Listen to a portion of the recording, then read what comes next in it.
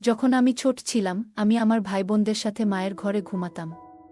সবার ঘুমিয়ে পড়ার পর অন্ধকার ঘরে আমি মাঝে মাঝে জেগে উঠতাম এবং মাকে ডাকতাম। কিন্তু তখন আমি ঘরে অন্য কিছু দেখতাম এবং পরে না দেখার ভ্যান করে ঘুমিয়ে পড়তাম। বয়স বাড়ার সাথে সাথে মা একদিন আমাকে বললেন যে আমি এখন থেকে বড় বোনের সাথে অন্য ঘরে ঘুমাব। তখন আমি মাকে বললাম, তোমাকে ছাড়া আমি ঘুমাতে পারব না। তিনি একটা দীর্ঘ নিঃশ্বাস ফেলে বললেন, তোমার একটুও লজ্জা নেই? তখন আমি কথার মানে বুঝতাম না। কিন্তু এক রাতে হঠাৎ ঘুম ভেঙে গেল।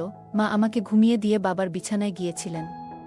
তখন অজানা কিছু শোনার চেষ্টা করলাম। প্রথমে ভাবলাম মায়ের পাশে গিয়ে শুই, কিন্তু তারপরে সেই অচেনা শব্দগুলো শুনতে লাগলাম। এই নতুন অভিজ্ঞতা আমাকে দ্রুত বুঝতে শিখিয়েছিল এবং আমি ধীরে ধীরে আরও বিচক্ষণ হতে লাগলাম। এরপর আমি বড় বোনদের ঘরে ঘুমানো শুরু করি, কারণ কিছু অনুভূতি আমাকে লজ্জা দিতে শুরু করেছিল। তোমরা আমার গল্পগুলো শুনো, কিন্তু সাবস্ক্রাইবই করো না। দয়া করে গল্পগুলো ভালো লাগলে ভিডিওটি লাইক, শেয়ার এবং চ্যানেলটি সাবস্ক্রাইব করো প্লিজ। আমি প্রিয়া। আমাদের পরিবারে 3 বড় বোন ও 2 ভাই ছিল। আমি দেখতে সবার থেকে সুন্দর ছিলাম। সময় যেতে থাকলো আর আমার ভাই বোনেরা একে একে বিয়ে করে চলে গেল। যখন তারা আমাদের বাড়িতে ফিরে আসতো এবং আমাদের বাড়িতে কোনো অনুষ্ঠান হতো, তখন তারা 3 জন মিলে মজার গল্প করত এবং তারা তাদের বিবাহিত জীবনের বিভিন্ন ব্যক্তিগত কথা বলত। আমি যখন তাদের গল্পের মধ্যে ঢোকার চেষ্টা করতাম, তখন তারা চুপ হয়ে যেত এবং বলতো, তুমি এখনো ছোট, ঘুমিয়ে পড়ো। যদিও তখন আমি 18 বছর বয়সী ছিলাম, তবুও তারা আমাকে শিশু মনে করত। আমাকে ওসব শুনতে দিত না। আমি ধীরে ধীরে বুঝে গিয়েছিলাম কিভাবে তাদের কথাগুলো শোনা যায়। যখনই আমার বোনেরা আসতো, আমি ঘুমের ভান করে তাদের পাশে শুয়ে পড়তাম। তারা নিজেদের মধ্যে হাসিঠাট্টা করত আর আমি চুপচাপ শুনতাম। রাতের নির্জনতার মধ্যে তারা হাসিমস্করা করত, যা আমার মনেও একটি আলোড়ন তৈরি করেছিল। আমি ভাবতাম, যদি আমারও বিয়ে হয়, আমারও একজন সঙ্গী থাকবে এবং সেই সম্পর্কের মধ্যে একটি বিশেষ সম্পর্ক গড়ে উঠবে। এই চিন্তা আমার হৃদয়ে উত্তেজনা সৃষ্টি করেছিল এবং আমি নিজের ভবিষ্যতের কথা ভাবতে শুরু করলাম। তবে সময়ের সাথে সাথে একটি অদ্ভুত অস্থিরতা আমার মনকে আচ্ছন্ন করেছিল। আমি ইন্টারনেটে রোমান্টিক গান খুঁজে দেখতাম আর শুনতাম এবং নিজেকে সেই গল্পের চরিত্রের জায়গায় কল্পনা করতাম। একদিন যখন আমার বড় বোন বাড়িতে ছিল, বোনেরা তাদের সাংসারিক বিষয়ে কথা বলছিল এবং তাদের জামাই কী রকম সেসব বিশ্বে কথা বলছিল, যা আমার অস্বস্তি বাড়িয়ে তুলেছিল। রাতে আমি আবার সেই গানের ভিডিও দেখছিলাম। তখন আমার বোন জেগে গিয়ে আমাকে দেখল। সে আমার মোবাইল কেড়ে নিয়ে আমাকে ধমক দিল এবং বলল, তুমি কেন এসব কাজের মধ্যে জড়িয়ে পড়ছ? তোমার কি বয়স হয়েছে? কিন্তু তোমার আচরণ দেখে মনে হচ্ছে না। তার কথাগুলো শুনে আমি ভয় পেয়ে গেলাম এবং কেঁদে ফেললাম।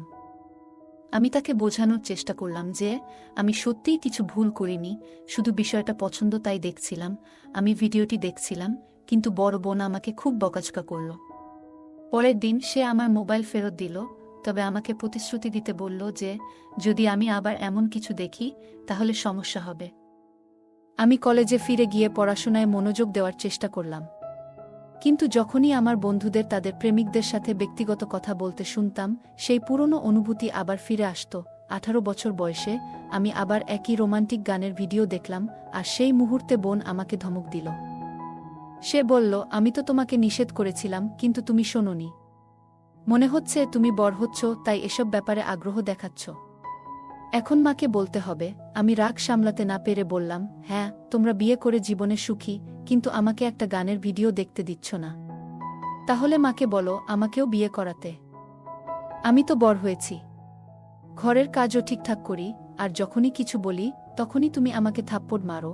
তখন সে বলল, শ্বশুরবাড়িতে গেলে শুধু স্বামী নয়, অনেক দায়িত্বও নিতে হবে। তার কথায় বুঝলাম, সংসার করা মানে শুধু সুখ নয়, অনেক কষ্ট আছে। রাতে স্বামীর রাগ সহ্য করতে হয়, আর সকালে মন খারাপ করেই দিন শুরু করতে হয়। বাড়ির খরচ ও অন্যান্য চাপ সবসময় মাথার উপর থাকে। বোন আমাকে অনেক বুঝিয়েছিল, কিন্তু আমি তখনও পুরোপুরি বুঝতে প্রস্তুত ছিলাম না। এর কিছুদিন পর প্রথম যে বিয়ের প্রস্তাবটি এলো, সেটি আমার ফুফুর পরিবার থেকে। ছেলেটির ছবি দেখার পর মনে হলো সে খুবই ভালো, আর আমার হৃদয়ে আনন্দের ঢেউ বইতে শুরু করল। আমাদের পরিবারের সদস্যরা সম্পর্কটি মেনে নিলেন, তাই বিয়ের প্রস্তুতিও শুরু হলো। যেদিন মেহেদি লাগানোর দিন এলো, আমি পরিবারকে ঘিরে বসেছিলাম, সবাই মিলে মেহেদির আচার পালন করছিল। পরের দিন বিউটি পার্লারে যাওয়ার সময় হঠাৎ মনটা খারাপ হয়ে গেল। বাড়ির দিকে একবার তাকিয়ে ভাবলাম, আজকের পর থেকে আমি এই বাড়ি ছেড়ে চিরতরে চলে যাচ্ছি। এই ছিল আমার শেষ দিন। আজ আমি নতুন জীবনের পথে রওনা হচ্ছি। বিয়ে শেষ হলো, আর বরকে দেখে মনে হলো তিনি খুবই সুদর্শন। বিয়ের পর সবাই আমাদের দম্পতির সাথে তুলনা করছিল, আর আমি ভাবছিলাম জীবনের নতুন অধ্যায় কেমন হবে। বিয়ের সময় যখন আমার শাশুড়ি তার ছেলের সাথে মঞ্চে এলেন, তাকে দেখে আমি বুঝতে পারলাম তিনি খুবই খোলা মনের এবং আনন্দমুখর একজন মহিলা। যদিও তিনি আমার শাশুড়ি, তাকে দেখে মনে হয়েছিল যেন তিনি আমার স্বামীর বড় বোন। মা তাকে দেখে হাসি মুখে পরিচয় করিয়ে দিলেন, এবং সবাই তার রূপের প্রশংসা করছিল। তার ব্যবহারে মনে হলো শাশুড়ি বউয়ের সম্পর্কের চেয়ে আমাদের সম্পর্কটা যেন মামের মতো হবে। শ্বশুরবাড়িতে পৌঁছানোর পর শাশুড়িকে প্রথমবার দেখে আমি অবাক হয়ে গেলাম। তিনি একটি সুন্দর শাড়ি পরেছিলেন এবং সত্যিই তাকে আমার স্বামীর বড় বোনের মতোই লাগছিল। তিনি আমাকে খুব আদর করে বসতে দিলেন এবং বললেন, তুমি খুব সুন্দরী এবং তোমার স্বামীকে ভালোভাবে দেখাশোনা করতে হবে। তার এই কথায় আমি লজ্জায় লাল হয়ে গেলাম। আমি কখনো ভাবিনি শাশুড়ি এমন খোলামেলা কথা বলবেন। তিনি আরও বললেন, মনে রেখো, আমি তোমার শাশুড়ি নই, আমি তোমার বন্ধু। এই কথাগুলো শুনে আমার মন অনেকটা হালকা হয়ে গেল। আমি নিশ্চিত হলাম আমাদের সম্পর্কটা কেবল শাশুড়ি বউয়ের সম্পর্ক নয়, বরং বন্ধুত্বের হবে। আমি ভাবতাম আমার স্বামী খুবই রোমান্টিক হবে এবং আমার সব ইচ্ছা পূরণ করবে। তবুও আমি তাকে কিছু জিজ্ঞাসা করতে চাইনি। পরে আমার শাশুড়ি আমার কাছে এসে স্বামীর সাথে সুখী জীবন কাটানোর জন্য বিভিন্ন পরামর্শ দিলেন। আমি লজ্জায় তার কথাগুলো শুনছিলাম, কিন্তু বুঝতে পারছিলাম তিনি সত্যিই আমাকে ভালোবাসেন। একদিন ঘর থেকে বের হতে গিয়ে শুনলাম তিনি তার ছেলেকে বলছেন, ছেলে, আমার পুত্রবধূকে কষ্ট দিও না। যদি কোনো অভিযোগ পাই তাহলে তুমি কিন্তু বিপদে পড়বে। শাশুড়ির এই কথায় আমি আরও আশ্বস্ত হলাম। কিছুক্ষণ পর আমার স্বামী যখন প্রথমবার ঘরে এলো, আমি লজ্জায় মাথা নিচু করে বসেছিলাম। তিনি এসে আমার পাশে বসে আমার সৌন্দর্যের প্রশংসা করতে লাগলেন। তার কথায় আমি লজ্জায় লাল হয়ে গেলাম। তিনি আমার হাত ধরে আঙুলে সোনার আংটি পরিয়ে দিলেন। আমার আবেগ তখন যেন বাদ মানছিল না। যে রাতের জন্য আমি এতদিন অপেক্ষা করছিলাম, অবশেষে সেই রাত এলো। তবে আমার স্বামীর কাছাকাছি আসতেই তার ফোনে একটি কল আসে। তিনি ফোনটি কানে রেখে অনেকক্ষণ কথা বলতে থাকলেন। আমি বুঝতে পারছিলাম না কি হচ্ছে, তাই আমি তাকে অনুসরণ করলাম। কিন্তু ততক্ষণে তিনি ফোন রেখে দিয়েছেন। তিনি আমাকে জানালেন জরুরি কাজে তাকে শহরে যেতে হবে। তার সব ডকুমেন্ট তিনি নিজেই তৈরি করে রেখেছিলেন, আর রাতেই তাকে শহরে পৌঁছাতে হবে। আমার মনে হচ্ছিল সব আশা যেন মুহূর্তেই ভেঙে গেছে। শাশুড়ি এবং শ্বশুরের মুখেও চিন্তার ছাপ পড়ল।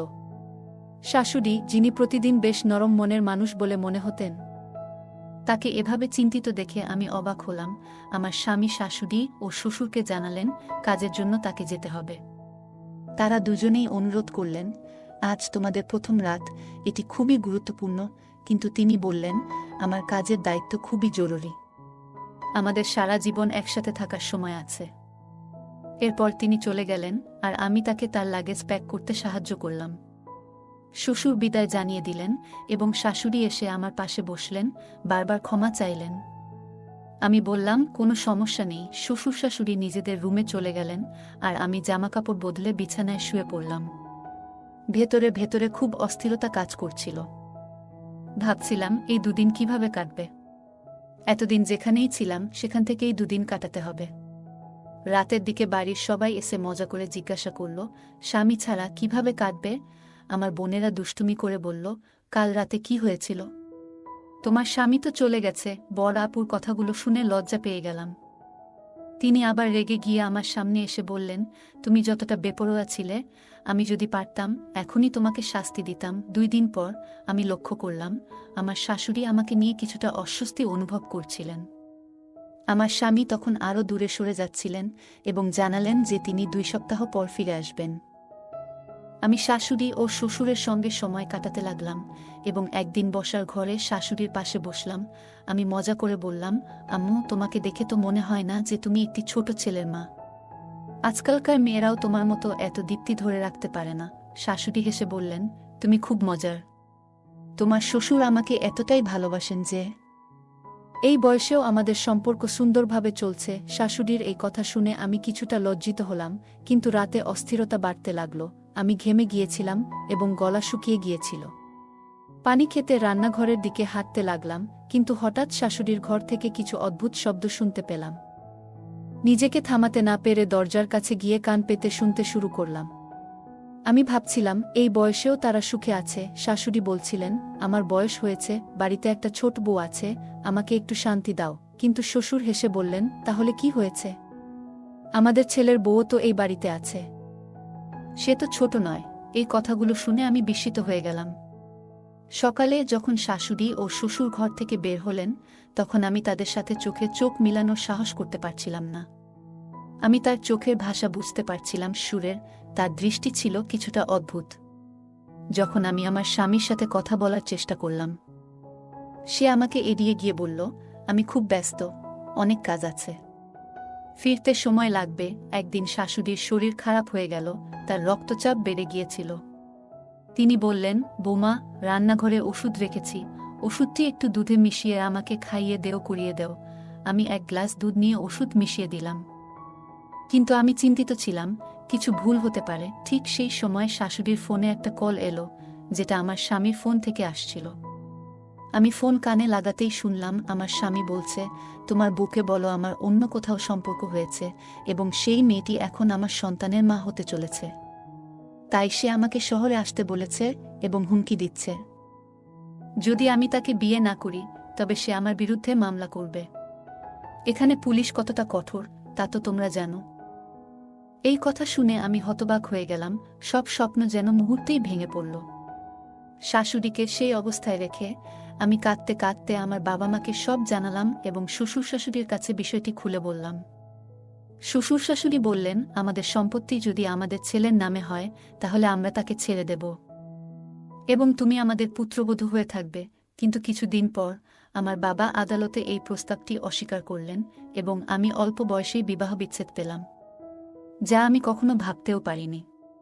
আমার জীবনের সাথে এমনটা হবে আমি অনেক কিছু সহ্য করেছিলাম, কারণ বিয়ের পর মেয়েদের জীবনে অনেক পরিবর্তন আসে, যা তাদের জীবনকে সম্পূর্ণভাবে বদলে দেয়। এখন 2-5 বছর বয়সে আমি চুপচাপ থাকতে শিখেছি। আমার জন্য অনেক সম্পর্ক এসেছে, কিন্তু পুরুষদের প্রতি আমার বিশ্বাস একেবারেই চলে গেছে। আমি কি বিয়ে করব? পুরুষদের বিশ্বাস করা কি ঠিক হবে? তোমরা কি মনে করো? কমেন্টে জানাও গল্পটা কেমন লাগলো। জানাতে ভুলবে না। আরও মজার মজার রোমান্টিক গল্প শুনতে চাইলে ভিডিওটি লাইক, শেয়ার এবং চ্যানেলটি সাবস্ক্রাইব করতে এবং বেল আইকনটি ক্লিক করতে ভুলবে না। ধন্যবাদ।